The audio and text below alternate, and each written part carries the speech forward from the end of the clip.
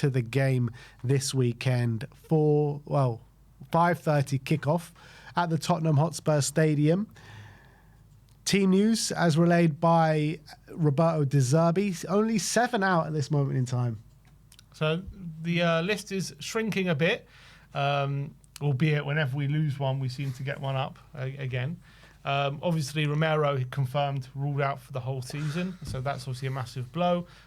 He will not be playing this weekend, although he said no final decision made on him, which I'm assuming talking about surgery potentially, whether that will rule him out the World Cup. Vicario, you said, is still out. He's not going to be available this weekend. We'll see about next week.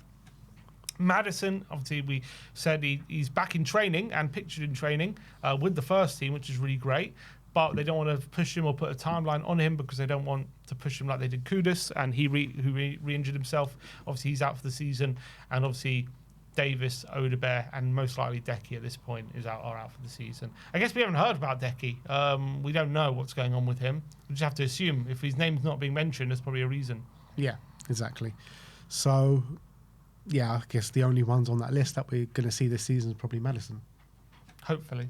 Yeah, hopefully. So on that list, so you got Vicario coming. And Vicario, sorry, yeah. So, what formation do you reckon we're going with? Same again? Because it was, I think it was mainly the personnel that was used in the formation, why it didn't work. But I think he will go the same formation. I don't think he changes formation. I don't think he just goes 3 at the back. I think, listening to what he's saying, I think the fact that he started with, if he started the game with Sunderland with 3 at the back, I think he'd probably just pursue that from now to the end of the season. I think he's going to try and get a little bit of consistency and try and simplify it a bit. I think part of the problem this season for Tottenham is we've just kept chopping and changing this formation, that doesn't work, that, so we change it the next week, and we've really lacked any sort of stability in terms of how we play on the pitch, and it's confusing for the players. I think he's going to try and strip that out. Whether it works or not, it might not be good enough to work anyway. But I think the fact that he started 4 at the back, I think he's going to continue with it. I don't think he's going to just change it straight away. Yeah, that's what I feel. I agree. So 4-3-3, 4-2-3-1. Yeah, 4-2-3-1. But I guess we learn a bit from who we played against Sunderland, but how many changes he'll make. Obviously, as some players coming back, it's going to be very interesting. Does he? Because we just weren't very effective. So does he make wholesale changes? Does he keep it virtually the same if he can? I don't know. Think he'll keep it virtually the same. It just really didn't work. So I think changes are going to have to be made. We know in goal is going to be Anton Kinski though. Yeah, for sure. He had a good game. He talked him up. The presser said played very well, so he's happy with him. Yeah. Right, yeah. So Kinski in goal. Right back is definitely going to be Pedro Porro. I think so. I think he's a very important player for us and for Zerbi as well. So yeah, he'll be playing right back. I think we know the back 4. I think we can safely say the back 4 is going to be Porro, Danso, Van de Ven, and Udogie, in my opinion. Yeah, I don't see any of that changing. Yeah, that's pretty much all we can do unless you want to put Dragoshin in there. No, I think that's going to be the back 4. That's all we can do. The midfield is going to be interesting because he's saying Yves Bissouma is 100% raring to go, more fit than he was last week. Bentancur, he says, doesn't know whether he's going to start. I think Bentancur, we can say he's going to be on the bench, in my opinion. Who goes in the deep-lying roles in midfield? So I think it very well could be Bissouma and Gray. See, I think it's not going to be Gray because he hooked Gray after 55 minutes. I think he wasn't happy with him in that game. I've got a feeling it's going to be Bissouma and Gallagher. That's my feeling because I think he kept Gallagher on, didn't he? You're telling me he was happy with Gallagher? I don't know if he was happy with him, but he kept him on. And he didn't. Did he keep? I think he kept him on, didn't he? Gallagher stayed on, yeah. Yeah, he kept him on. Well, until the 85th minute. Yeah. So, I think there was some reports that there's some things Gray was doing which he just wasn't happy about, and then he hooked him straight away. With Bissouma back now, I think we kind of need Bissouma in that midfield. I kind of feel like we need him. Yeah, I agree. So it's about who partners him. Obviously, I wouldn't mind Bergvall, but whether Bergvall gives in that part at the moment what De Zerbi's wanting. I guess, is Gallagher, but he started Gallagher in the pivot and he's been talking him up a lot. So I kind of feel like he likes Gallagher at the moment. It could be Sarr, who came on, but then he came on and didn't play in the pivot. He played in at the 10, which was very odd. So if I'm predicting, obviously you've got Paolini, who did come on. But I don't know how, if he was impressed by his cameo. But then again, who was he impressed by? I got a feeling, if I'm guessing it's going to be Basuma and Gallagher. I just think, looking at that Gallagher performance, it was the worst one of the lot in midfield for me. I think he was... I don't think De Zerbi agrees with you. Particularly in the second half. I think it was absolutely shocking. I don't know what De Zerbi would have seen from Conor Gallagher. At least as well, Gray's got a bit of form behind him. I know De Zerbi hasn't been here, but, he's very much been watching from afar. And he would have seen the Gallagher performances and he would have seen Archie Gray's performances. I think Archie Gray's our most on-form midfielder right now, and I don't think you can leave him out. I agree. I'm just saying what I think De Zerbi will do. I think De Zerbi's going to put Basuma and Gallagher. I'm saying he hooked Gray in the last game. He didn't hook Gallagher, so I think he must have thought Gallagher was doing better. And I think he probably thinks Gallagher is better right now. So I think he's going to start him. And I think he's probably going to partner in Basuma. I think maybe he kept Gallagher on the pitch because of what he can potentially give us offensively, where Gray is not really, doesn't really give you as much as, if they're both on their best, the attributes Gray has and Gallagher has. Gallagher has the opportunity to smash the box with those late runs that he showed at Chelsea, where Gray hasn't really shown that. I mean, Gray went off with half an hour to go. It's not exactly a stinker and hooked time to go off. They were ready for him to go off before. They had the 3 subs come on, and for a minute or two. Yeah, I'm saying but even before the goal was scored from Sunderland, he was already ready to take Gray off. Mm-hmm. So it wasn't about us needing a goal. I think he didn't like what he saw from Gray in that game. I think so. He took him off, and there was reports of him complaining about some of the stuff Gray was doing on the touchline just before he hooked him. So I got a feeling. That's just my feeling. Look, for me, I would rather start Gray because he's been playing better and he's showing more. But I think he's going to start Gallagher. I think he's going to go for Basuma and Gallagher. Maybe he won't go either of them. Maybe he'll go for Pape. He could go for Pape, but he didn't play him in the pivot when he came on. Maybe he'll go for Paulinho. I really don't. Because he brought on Paulinho. It was at 0-0. He brought him on with. He brought him in for Gray, but that's what I was saying. He were preparing him at 0-0. Yeah. I really don't want to see Paulinho and Basuma in a pivot. I really don't want to see that. I think it's going to be Gallagher. I think he is. I think he's been talking him up, and I think he's played him the whole pretty much most of the game. Yeah, thing is, it's hard to read into him talking players up because he's been talking everyone up, literally everyone. He's just trying to instill some confidence into the team, so it's hard to say, he's been talking. He's literally talked everyone up. Yeah, but he went into more detail about Gallagher than most other players, I would say. I don't know. I think it's going to be Gallagher. If Gallagher plays, I want to see him in the 10. I don't want to see him in a deep role. I think he's terrible in a deep role. Question is, I don't know what he does in the 10. Look, if you're so certain it's going to be Gallagher, go Gallagher. I don't think it's going to be Gallagher. I think it will be. We seem to have this conversation every week about Gallagher. I'm always saying, no, it's not going to be Gallagher. You'll say, sometimes it is, sometimes it isn't. Yeah. But look, we're going for Basuma and Gallagher. In the 10, it has to be Javi. I'm sorry, it has to be Javi. I really hope so. I mean, obviously, when Bergvall, and it was a complete failure, I think he was... Bergvall's not a 10. He was what I thought he was one of the worst players on the pitch. He was. Unfortunately, he was. As much as I love him, he was so bad. It has to be Javi. I think it's going to be Javi. I think Javi's going to start as well. I think he's going to turn to him. I really hope he does. It has to be. It has to be Javi. Our most creative player in the team. Get him in the 10 at home. Onus is on Spurs. Come on, it has to be Javi. All right, Javi. Then, question is, how do we approach the front three? Because he went with Charleston, Solanke, and Moani, which no one really liked. Yeah, he's just called. I just watched the presser. He said Solanke is the best striker, one of the best strikers in the league, and he wants to get him back to that. Are you telling me he really believes that? He might do. Solanke was a very good striker before he came to us. He had one good season, yeah.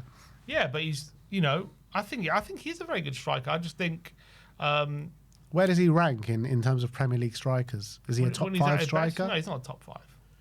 So it depends what you mean by one of the best striker in the Premier League. I think he's trying to instill confidence in him, but when he's at his best, he's a good striker. He's not like the best goal scorer, but I think the stuff that we really rated Solanke on, like his incredible ability to hold the player under pressure, bring other players into play, turning on his man and dribbling into space. We haven't seen that. Look, I don't doubt that Solanke's a good striker, but him saying he's one of the best strikers in the Premier League is obviously gassing him up. Yeah. Does he go with him? Does he go with Rishi, who he played on the left last time, was weirdly the one who had the most chances, but obviously he fluffed them. I don't want to see him on the left again, but I kind of do want to see him on the pitch. I kind of want to see him up front. But if we're going with a lone striker, I kind of might want to see Solanke. I don't know. I definitely want to see Tell on the left. Is he going to go with Tell, or is he going to continue with Rishi, though? Don't know. Does he rate Tell? Yeah, it's a question. I don't know. Don't know if he rates Tell. Otherwise, I thought he would have played him because he was our only natural winger and he left him on the bench. So I'm not even sure he rates Tell. Yeah, but after what he saw from Rishi, and then he hooked him. Yeah, and Tell came on and was even worse. Yeah, he wasn't good either. But I think Richie just looked so stiff when he came on. Richie was a lot more of a threat than Tell. Yeah, I can't argue with that. Can't argue with that. I think he persists with Richie on the left. I really do. All right. So same front three. I think if he brings in Tell, he might bring him in on the right. Or but I don't think he play. I think Richie and Solanke definitely play.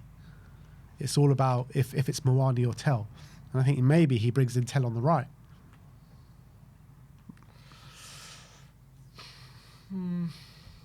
I hope he does. Even if it's Tell, I'd rather see Tell on the right than Moani. Definitely. Is that what he's going to do? Could he play Spence on the right? He could. He very well could, but I kind of feel if Moani's not going to play, that will be Tell. That's what I feel. But I'm not sure which one he's going to go for. Yeah, Moani I don't want to see Moani, man. I really don't want to see Moani. And as much as, we talk about Richie, he had good moments on the left wing at the back end of last season. And what you got to say about Richarlison is whatever you want to say about his quality, he's fighting for the team right now. So I think De Zerbi will definitely appreciate that and persist with him. Yeah, I just don't think he has the physicality to be a left winger anymore, unfortunately. I think he can kind of do a job there a bit, but in terms of being like a proper option there, I think his days of left wing should probably be done. See, I did think that was a problem on the Sunderland game. The problem was his end product. That was it was just way too tame shots. I felt like I think his body just can't he can't run into space too much. There was that one moment he kind of half beat a player, and then he just completely ran out of steam and then kicked out for a goal kick. He just couldn't. His body couldn't keep up with him anymore. I feel like he got into a couple of good positions and then fluffed the shot. Yeah. Which was a shame. Anyway, I don't know. I think he's probably going to go Moani again. If we're saying Richie on the left. He's probably going to go Moani again anyway. It'd be frustrating if he goes, what has Moani done? Why does every manager play him? He's versatile, I don't know. He's versatile, he's crap. He's crap in every position. He's consistent. He's literally consistently crap, Moani. What's chat saying? Has he even scored a Premier League goal yet? Against Arsenal. That's the only one, huh? In a 4-1 defeat. Someone says Richie, Solanke, Tell on the right. I would much prefer to see that. Richie, Solanke and Tell on the right. I mean, I would. Is he going to do it, though? I would do Tell on the left. Yeah, maybe Tell on the right and Richie on the left, Solanke up front. Yeah. All right, so let's put Tell there. Let's hope he sees sense. Would you consider Conor Gallagher in the 10? No. Oh, okay, yeah. Gallagher in the 10, Gray in the pivot with Javi on the left. and 10 on the right. Yeah. I think that could be a decent way to Why go. drop Rishi? Yeah. I don't think he'll do that though. I don't think he'll drop Rishi. I think Rishi was one of our better players on the weekend. Not saying he was good. Kenny hooked him, didn't he, on 55? Yeah, they came on the 61st minute. But yeah, the subs were ready to go before then. All right, let's go with that. With this. All right. Well, this is the lineup that we're going for. Kinski in goal, Porro, Danso, Van der Ven and Udogi. Basuma and Conor Gallagher in the double pivot with Tell on the right, Richie on the left, Javi Simmons in the 10 with Dominic Solanke up top. So, at the beginning of the stream, you said you're raring to go. You said these last few days have given you optimism. Yeah, You've seen incredible, the 100%. I stand by you've seen it. the training. I have, and I think I'm going to go with a bold prediction of we're going to score a goal, and that's an improvement. But it's not, we're not going to win. We'll score though. We'll score. It's better than we've done recently. Nah, we're going to do these lot. We're going to do these lot. We're going to do them. I hope and pray that you're correct. I hope We're going to and do pray. them. I think my prediction is 2-1 Brighton. You know, so often I've predicted Spurs to get the result, and so often I've been wrong. Surely, law of averages. Surely, at some point, I'm going to be right. There's got to be a time. The results, I think, if you correlate the when we both predict a win compared to when we both predict a loss, we definitely get more results when we both predict a loss in general, I reckon.